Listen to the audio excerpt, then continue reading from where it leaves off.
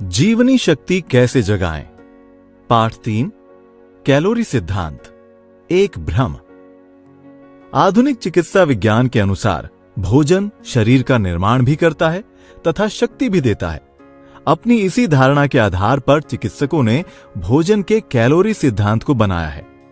इस सिद्धांत के अनुसार कैलोरी एक माप विशेष है जो शरीर की खर्च हुई ऊर्जा यानी जीवनी शक्ति के पूरक भोजन का पैमाना है।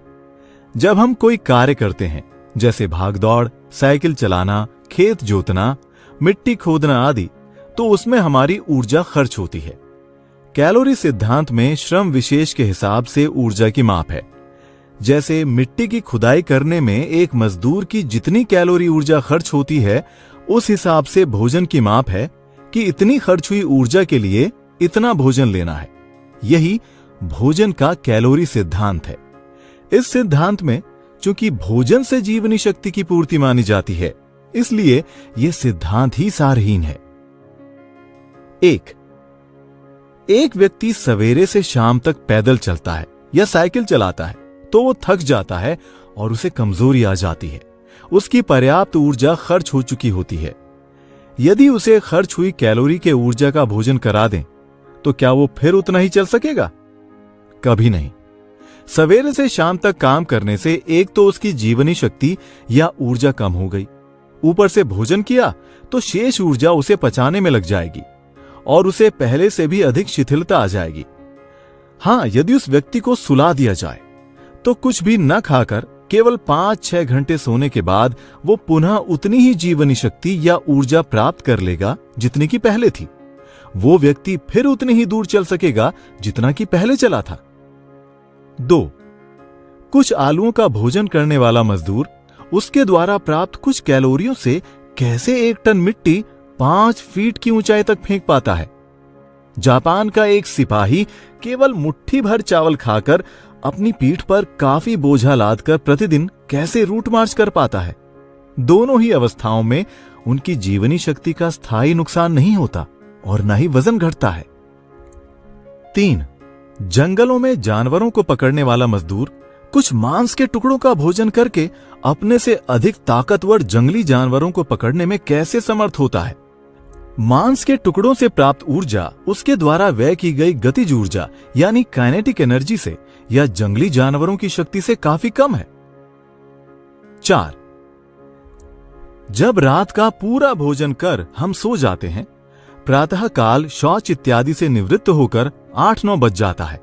कार्यालय या व्यापार पर जाने का समय होता है तो एक भूख सी लगती है और हम नाश्ता खाते हैं। यदि इस समय नाश्ता न लिया जाए तो सिर दर्द, पेट में कचोटन आदि होती है। कई लोगों को आंखों में अंधेरा छाने लगता है। जैसे ही नाश्ता करते हैं पुनः ताजगी आ जाती है, सारी परेशानियां समाप्त हो जाती हैं और हम कह उठते हैं कि नाश्ता नहीं खाया था तो कमजोरी थी, खा लिया तो ताकत आ गई, अतः खाने में जरूर ताकत है। बस यही भ्रम का आधार है, भोजन से शक्ति प्राप्ति का। यदि थोड़ा मस्तिष्क पर जोर डालें और सोचें कि यदि खाने से ताकत होती तो हजम होने के बाद आती या हजम होने से पहले? उत्तर होगा हजम होने के बाद। प्रश्न उठता है कि हजम मिनटों में होता है या घंटों में? उत्तर होगा घंटों में। तब खाते खाते ताकत कहां से आ जाएगी? केवल आमाशय में ही 4 घंटे औसतन लग जाते हैं। पर यह क्या, प्रातः 8-9 बजे का नाश्ता यदि ताकत देता तो 12-1 बजे दोपहर तक ताकत आती। उस समय तो फिर कमजोरी आ जाती है और उसे लंच की आवश्यकता पड़ती है। लंच खाकर फिर ताकत आती प्रतीत होती है। यदि होती तो 5-6 बजे साय आनी चाहिए थी, पर उस समय कमजोरी आती है और फिर कुछ खाने को चाहिए। पर रात को पूरा भोजन कर लेने के बाद अब ताकत नहीं, कमजोरी आती है। अब व्यक्ति कहता है कि मैंने खाना खा लिया, अब काम नहीं हो पाएगा। आश्चर्य, यही व्यक्ति प्रातः काल नाश्ते की देरी पर कहता है मुझे काम पर जाना है इसलिए नाश्ता चाहिए, नाश्ता नहीं मिलता तो काम नहीं कर पाता। यदि भोजन से शक्ति है तो क्या भोजन प्रातः काल ही शक्ति देगा, रात को नहीं? 5. आप थके हैं, 1 कप कॉफी या चाय और 2 टोस्ट लिए, आपको ताकत महसूस हुई, काम पर चल दिए।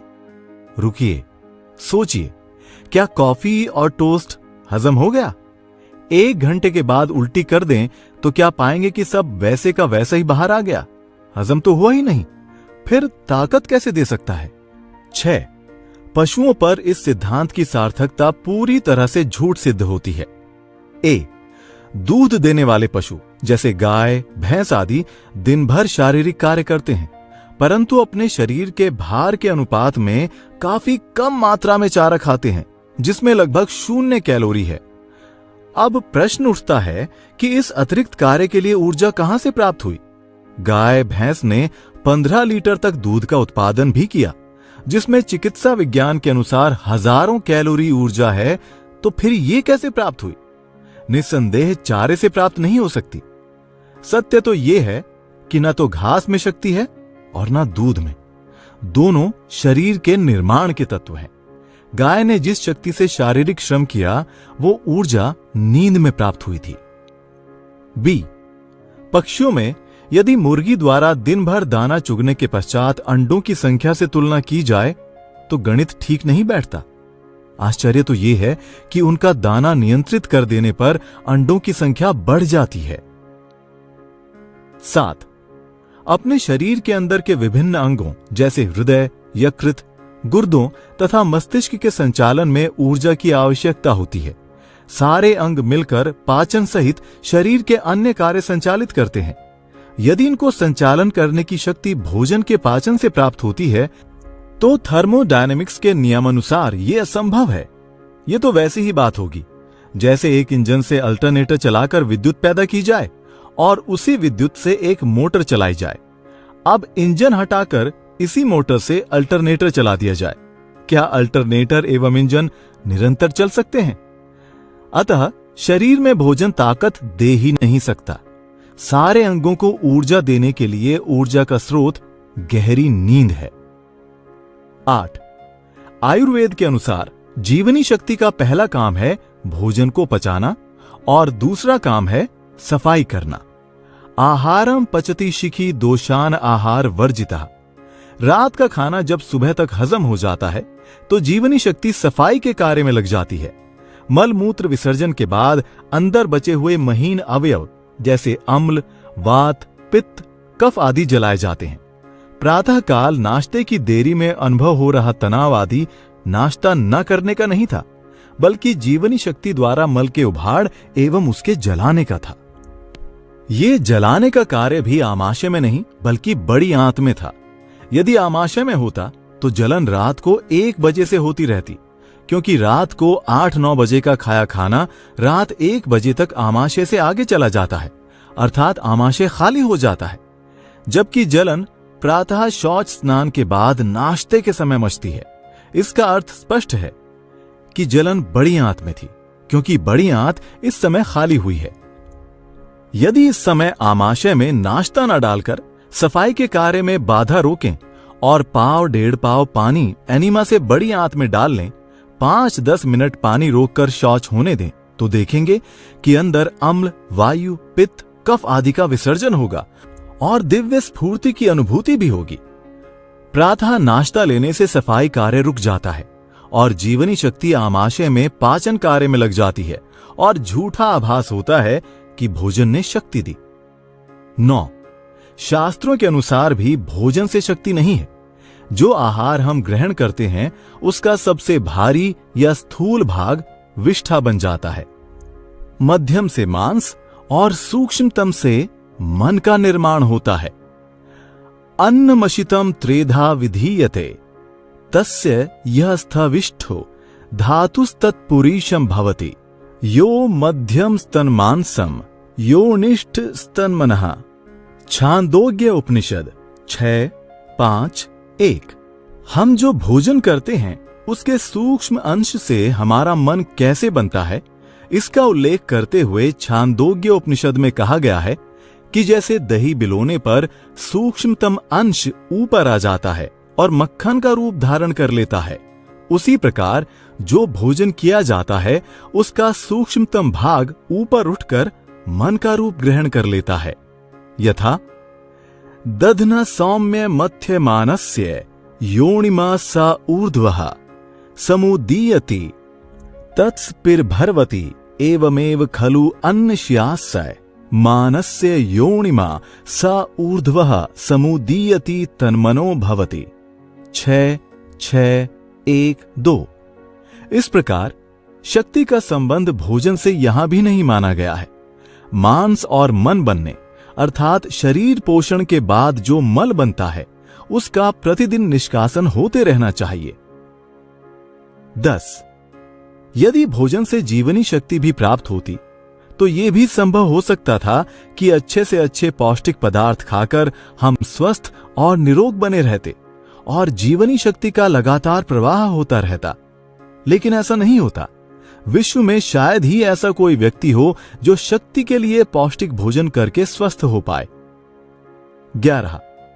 यदि भोजन से शक्ति आती होती तो नींद की आवश्यकता ही न होती, केवल भोजन से काम चल जाता। मगर हम देखते हैं कि यदि एक दिन भी सोने को ना मिले तो हमारी क्या दशा हो जाती है, और यदि कई दिन आदमी ना सोए तो जीवित भी ना रह सकेगा।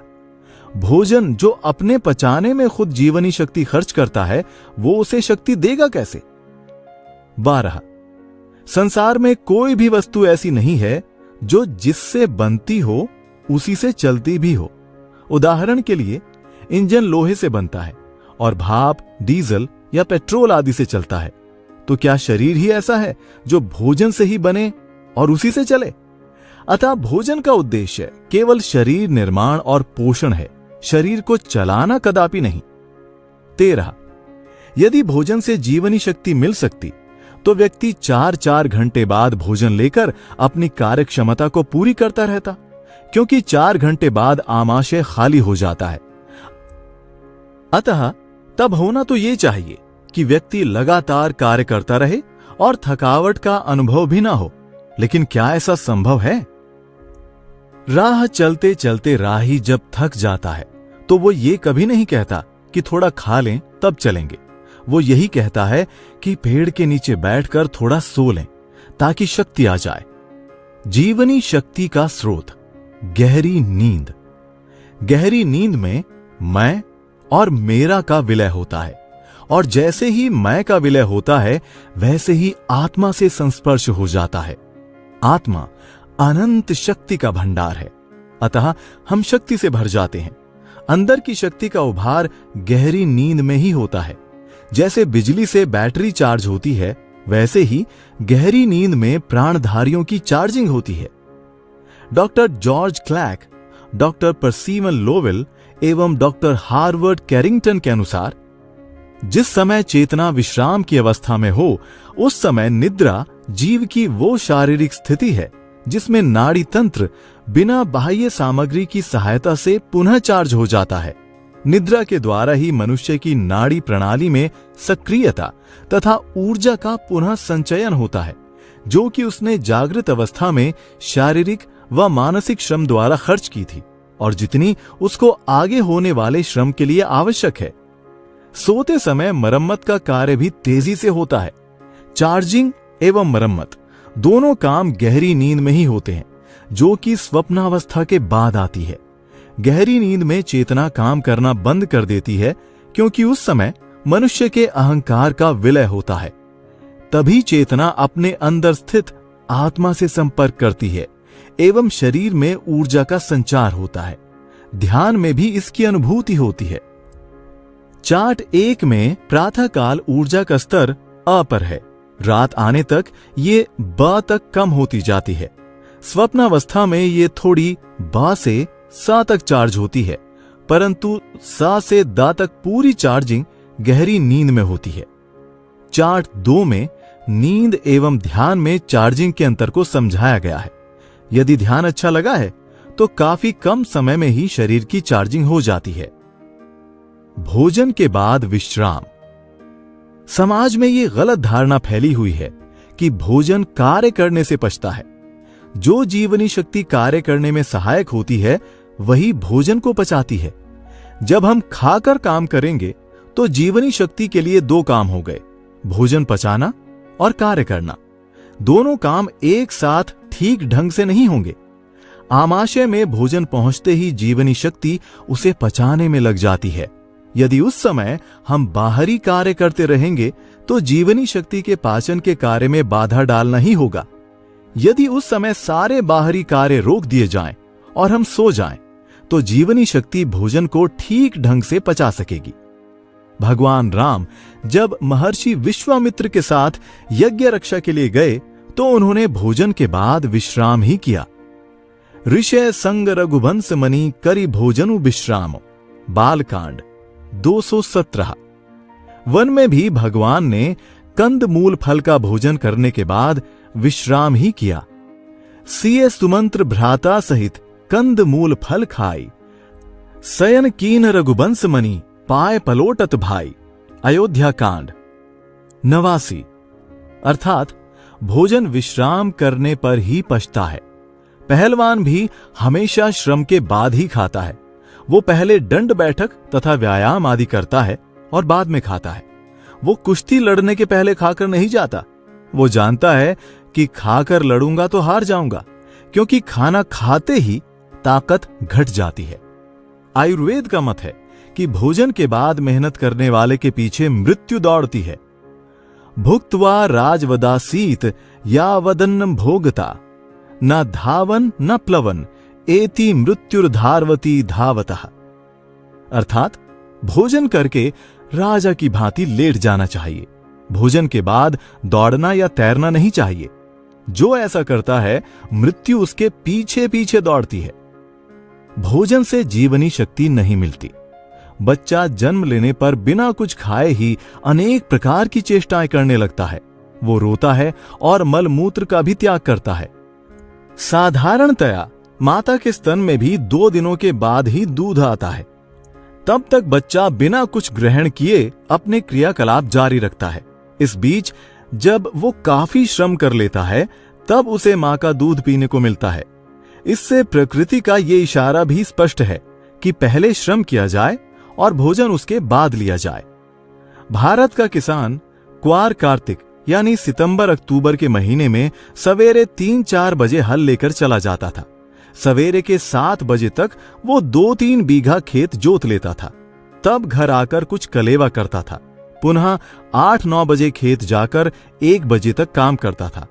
तब उसकी पत्नी भोजन लेकर खेत पर जाती थी और वो खाना खाकर वहीं भूमि पर ही सो जाता था। 2 घंटे सोने के बाद पुनः कार्य करता था और शाम को घर आकर रात्रि भोजन कर सो जाता था। परंतु आज का किसान तो सवेरे चाय पीने के बाद ट्रैक्टर लेकर खेत पर जाता है। इस तरह नवजात शिशु और पहले के किसान के जीवन में श्रम के बाद भोजन और भोजन के बाद विश्राम के संदेश को अंगीकार करना चाहिए। तभी रोगों की संभावना कम हो पाएगी। कैलोरी सिद्धांत में यह भी एक दोष है कि हम भोजन के बाद विश्राम को महत्व नहीं देते और सही ढंग से भोजन ना पचने के कारण अखंड स्वास्थ्य की उपलब्धि नहीं कर पाते। हम भोजन खाते हैं और भोजन हमें खाता है। हमें अपने शरीर को बनाए रखने के लिए भोजन तो करना ही है, लेकिन सफाई का क्रम भी टूटना नहीं चाहिए। शरीर को पोषण की आवश्यकता तो मेहनत के बाद, कोशिकाओं की टूट फूट होने के बाद ही होगी। उस समय भोजन करेंगे तो पोषण होगा। मेहनत से पहले करेंगे तो मल का संचय होगा, क्योंकि ठीक से पच नहीं पाएगा। यदि भ्रमवश जीवनी शक्ति की प्राप्ति के लिए भोजन करेंगे तो भोजन हमें खा जाएगा। उपनिषदों में कहा गया है, अन्नम ही भूतानाम ज्येष्ठम तस्मात् सर्वोषधमुच्यते, अन्नाद भूतानि जायन्ते जातान्नयन्नेन वर्धन्ते, अद्यतेति च भूतानि तस्मादन्नम तदुच्यते। अर्थात सृष्टि रचना में अन्न यानी भोजन प्राणी मात्र के लिए अनिवार्य है, इसलिए इसे महाऔषधि कहा गया है। अन्न से ही सारे प्राणी उत्पन्न हुए, वे अन्न पर ही पलते हैं। ये प्राणियों द्वारा खाया जाता है और स्वयं प्राणियों को खाता भी है, इसलिए इसे अन्न यानी भोजन कहा गया है। डॉक्टर लिंडलर का कथन है, जो कुछ हम खाते हैं उसका 1/3 हिस्सा हमें पालता है और 2/3 डॉक्टरों को पालता है। डॉक्टर डिवे ने तो स्पष्ट ही कहा है कि भोजन जीवनी शक्ति पर एक कुठार ही है। इस तरह ऊर्जा के लिए हमें इतनी कैलोरी भोजन लेना चाहिए इस सिद्धांत से भोजन ग्रहण करेंगे तो भोजन के 3 ही परिणाम निकलेंगे। पहला थकावट, दूसरा बीमारी और तीसरा बुढ़ापा। IASS के साधक कई दिनों तक बिना भोजन के अपने सभी दैनिक कार्य उत्साह और क्षमता के साथ करते हैं। भोजन के अभाव में उनका केवल वजन घटता है, पर जीवनी शक्ति बढ़ती है। यदि भोजन से ऊर्जा या जीवनी शक्ति का सिद्धांत सही होता तो इन लोगों की जीवनी शक्ति तो घट जानी चाहिए थी। भरत जी जब नंदीग्राम में तपस्यारत थे तो उन्होंने भोजन का त्याग कर दिया था। उनकी देह दिन पर दिन दुबली होती जा रही थी, पर शक्ति बढ़ती जा रही थी। देह दिनहु दिन दूबरी होई, घट न तेजु बलु मुख छवि सोई। अयोध्या कांड 324:1। उनकी शक्ति ऐसी बढ़ी कि बिना फर के बाण से हनुमान जी को पर्वत सहित गिरा दिया। अतः यह प्रमाणित है कि भोजन का कैलोरी सिद्धांत पूर्णतः भ्रामक है।